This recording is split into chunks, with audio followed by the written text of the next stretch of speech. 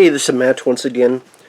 Welcome back to another video. This is another paid request. This time for Jack Thompson. If I start staying still and stop bumping my desk, let me bump it some more. Earthquake. For those interested in requesting pretty much any type of videos, topics, reactions, reviews, commentaries, what have you, feel free to send it either directly to my PayPal or join my Patreon. Both links are down below in the info box. And this is for the 2006 direct-to-video Wesley Snipes film, Hard Luck. Now, this is a time when Wesley Snipes was a big star before that. I mean, Passenger 57, White Men Can't Jump. He was in Spike Lee films, Demolition Man with Sylvester Stallone. And then culminating up to Blade, 1998, Blade 2. But then, with a series of flops, Blade Trinity didn't do well. It should not have done well because it blew your balls through the back wall of the theater. And I remember liking Art of War, but that film didn't do much of anything at the box office. I'm trying to think of other films he did. Pretty much he was going to direct-to-video market. Like what happens to a lot of action stars. I mean, hell, it even happened to Stallone. We got to the years of Avenging Angelo and Shade. I mean, Shade was in like 5-6 theaters, but it was pretty much direct-to-video. Even later on when State Plane 2, State Plane 3 Backtrace. Arnold, films like, what was it, Killing Gunther or something. Even, Maddie. Yeah, maybe they were in, again, 3, 4, 5 theaters, but for the most part, most people saw them direct-to-video, streaming, whatever. Happens to, say, like, all action stars. So this is a time when Wesley Snipes, he was doing The Marksman, The Detonator, The Spoon Feeder, whatever the hell else they were called. Now, at least Wesley Snipes is not as seemingly bored in this film like some of those others. This is less an action film. It's more of a, I don't know, thriller maybe? But it's directed by Mario Van Peebles, which is interesting because the last time those two worked together was New Jack City, which is a great movie. So wow, like Wesley Snipes teaming up with Mario Van Peebles, who last directed him, and that is far from New Jack City as it is. I mean, when you start off with a car chase, where when it's in the car, it's really bad green screen, blue screen, whatever it is. Like, when you're driving, you have the back windshield, the windows, and that looks faker than, I don't know, Sega CD games. You're in trouble. And then you get really spazzy editing, like try to be very flashy, whether to hide how crappy it is, or maybe there's a lot more footage and it's to hide that. Whatever it is, it just thinking, what the hell?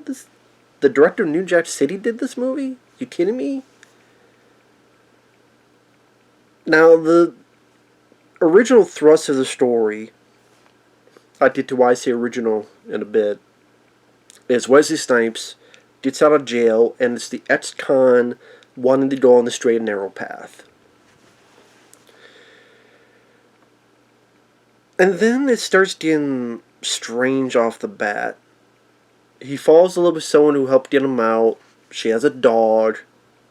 Then it cuts to he needs an operation, which, by the way, nothing in the future of the film comes up because of the operation. It's like they say what it is, but I forget what the hell it was because it went by so quick. I'm like, okay, is this operation that I guess they succeeded in, is this still going to be some remnants, some effects later on? No. It's just like he could be knocked out, and when he wakes up, Katrina has happened. The Hurricane Katrina has happened. He's going around the hospital, and it's flooded. I'm like, okay, is this now going to lead to something? Okay, is it going to take place in Hurricane Katrina flooded, and that'd be an interesting backdrop? No. He gets back to his place. The girl and the dog are gone. I don't know if they died or if they left. If they left, Wesley Snipes couldn't find them. Because then the place is wrecked. If they're dead, I must have missed the dead bodies.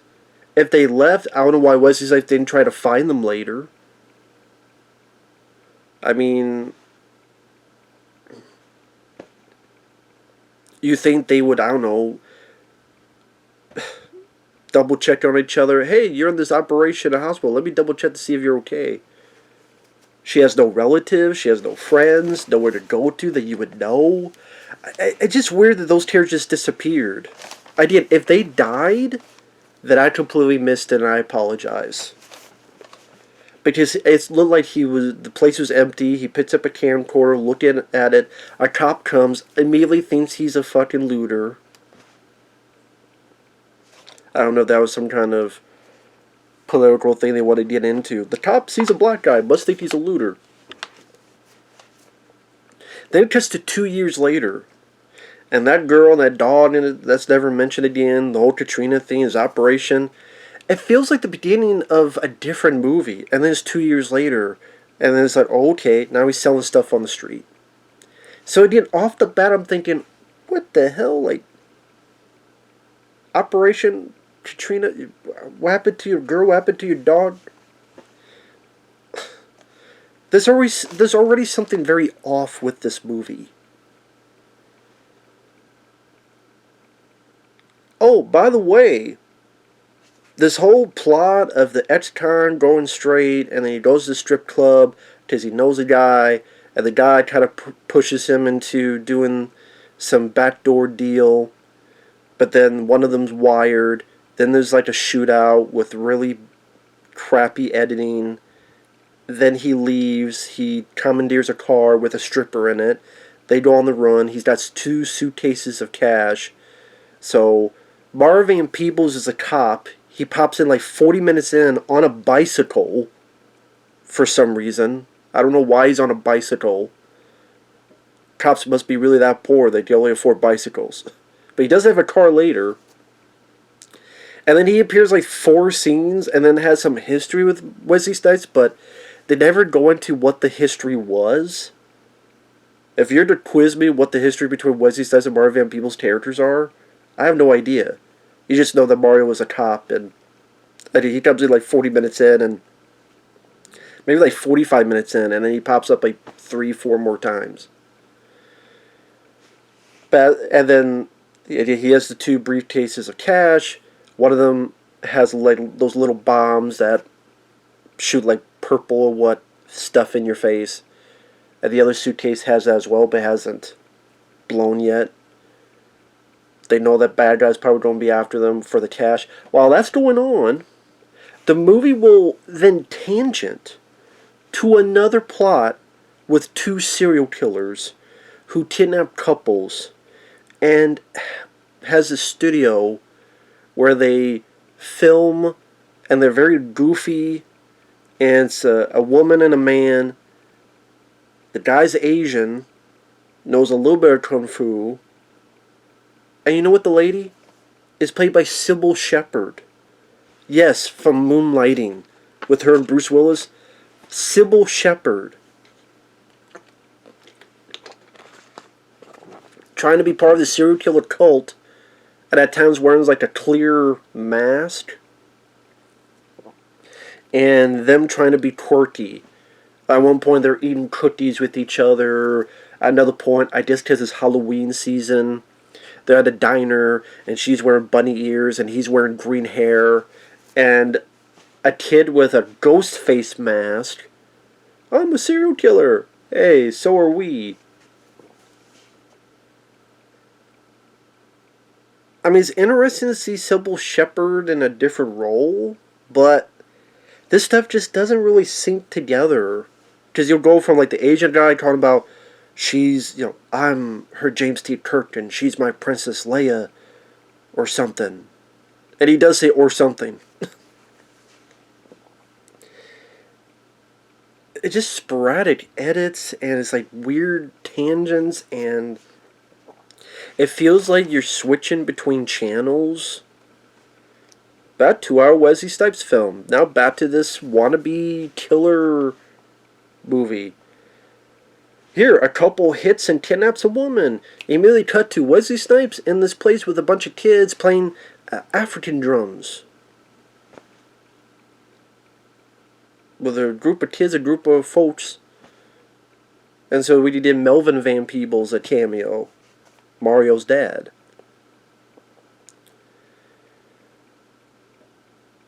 That's what I mean. You get to that strip club, and oh yeah. Also, when the shootout happens, this weird piano music starts playing. I have no idea why.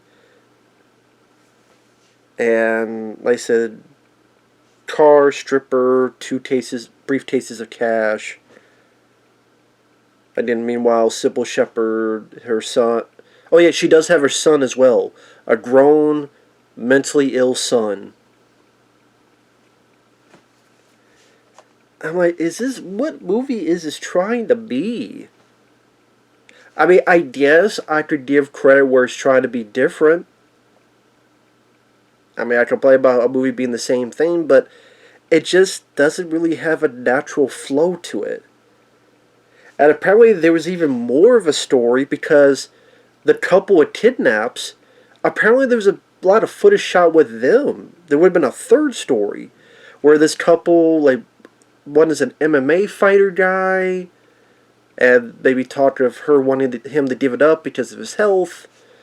That's pretty much all cut out, so it makes it seem as if when this woman's tied to a chair and Wesley Snipes saving her, like she was a bigger character, but she's not. She's appears as very briefly because a lot of their stuff was cut out, and then they put some of it in the end credits when they're showing random footage.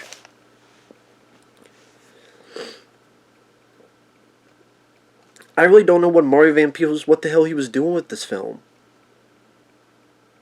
I mean, you literally have a scene where Wesley Snipes and the girl, Latina, they're talking, he's driving, and she farts. And you hear Wesley Snipes go, "Did you blow one?" I'm sitting there going, wow, if you ever wanted to see Wesley Snipes have a conversation about blowing ass, here's your movie.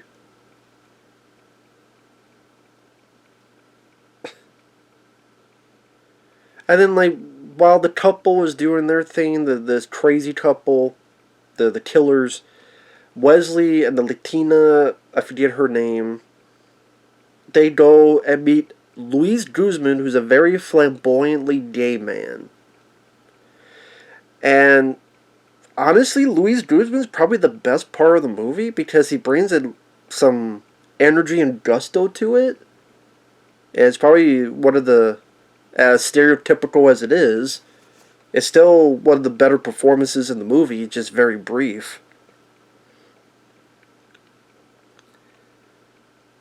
And to be honest, I don't even know why, in retrospect, they even have that scene, because it makes it seem as if she's going to stay with him, but then it doesn't matter because she goes with Wesley Snipes anyway. So truthfully, you could cut that entire scene out and nothing of it would affect the plot. But it was nice to see Luis Guzman saying lines like, "Latinos are safe because white folks love us and black folks live door to us." Okay. And yeah, some of the weird editing. This must have been like one of those longer films, like probably a 2.5 hour, maybe even a 3 hour rough cut, for all I know. I mean, hell, what was that? Planes, Trains, Automobiles had, what, a 3 hour or so cut originally? I mean, you shoot a lot of footage.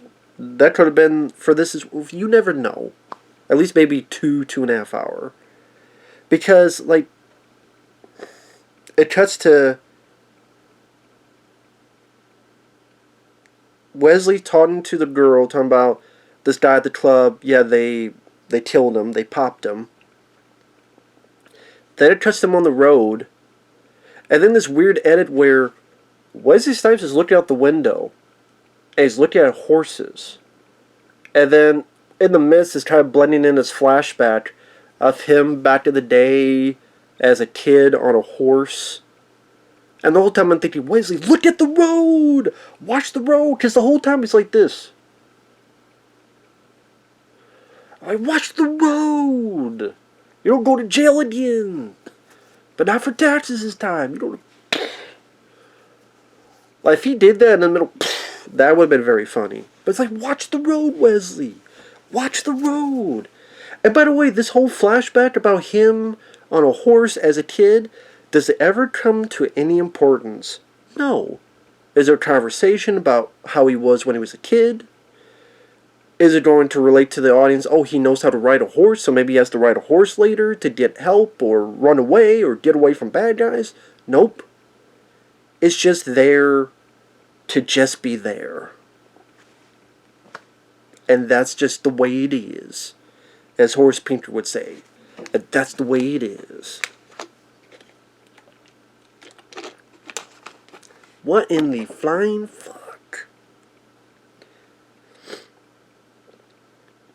Look at the road, Wesley. But thankfully he doesn't crash. You know, he's like looking. Yeah, try driving like this.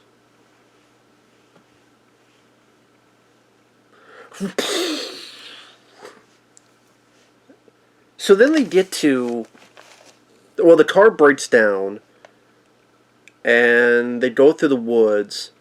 Wesley thinks he hears something. She goes, I don't play that Blair Witch shit.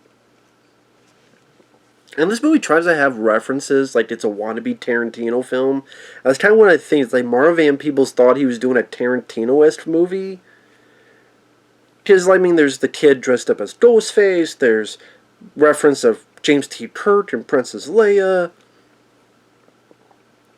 There's reference there to Blair Witch. I think Super Size Me, the documentary, is mentioned. I believe.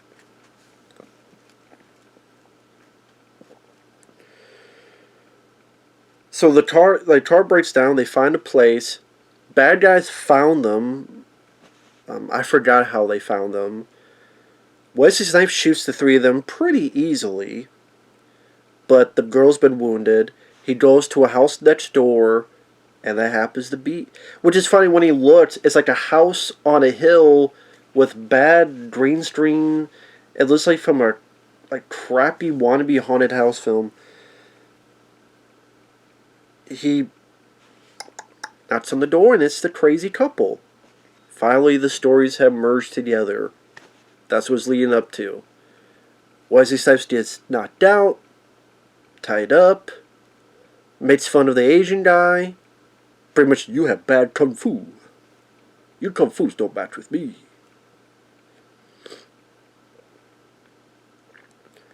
Mara Van Peebles arrives, finds the girl, gets a call. Yeah, go back. It's this place that's next door to the location you were at. Wesley has the other briefcase of money. Says, hey, I got a bunch of money. You let me know, you can have it. Sybil Shepherd opens it. Boom, that explosion. Hits her face. Wesley knocks the chair. Fight.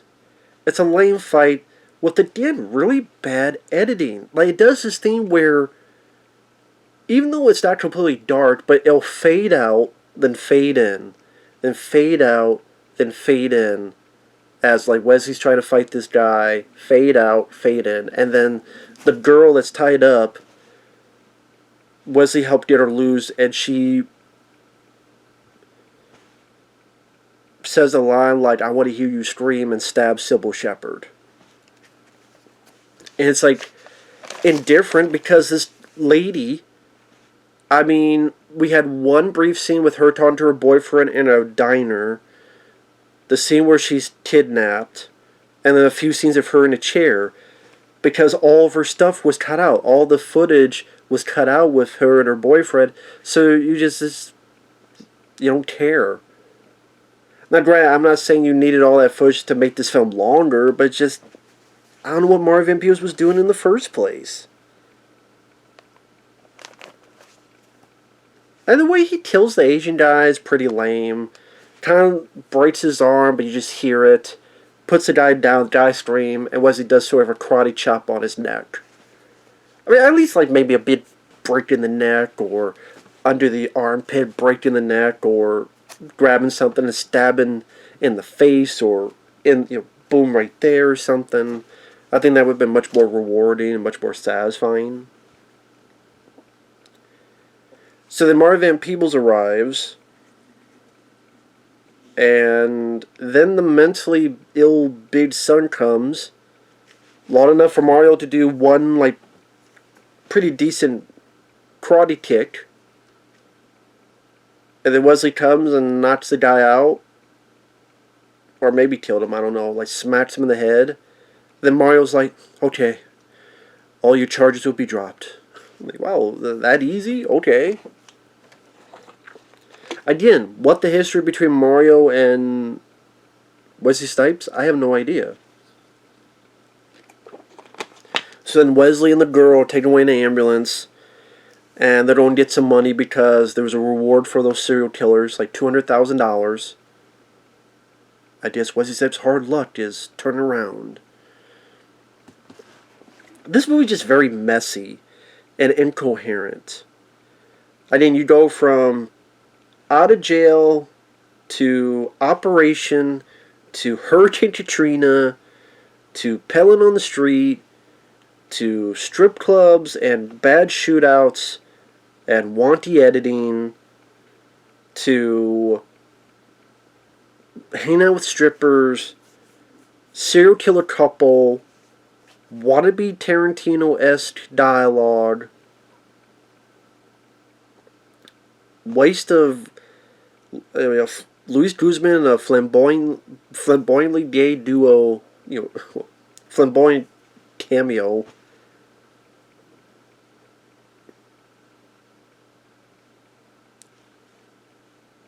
I mean, I guess it's not as boring as, say, The Detonator, or maybe even The Marksman, but it's a lot more messy. I mean, The Marksman at least picked a plot and stuck with it. This is just, again, if Mario Van Peebles ever wants to come out and explain what he was trying to achieve, I mean, if you're a diehard Wesley Snipes and Mario Van Peebles fan, I guess you'll watch it. Other than that, you just go back and watch Money Train, which is underrated. You want to watch White Man Can't Jump, Passenger 57, Demolition Man, The Art of War, even, Blade 2, and so forth. So, and my stomach's groaning at it. With that said, thanks for watching. Take care. We'll see you guys later. Bye-bye.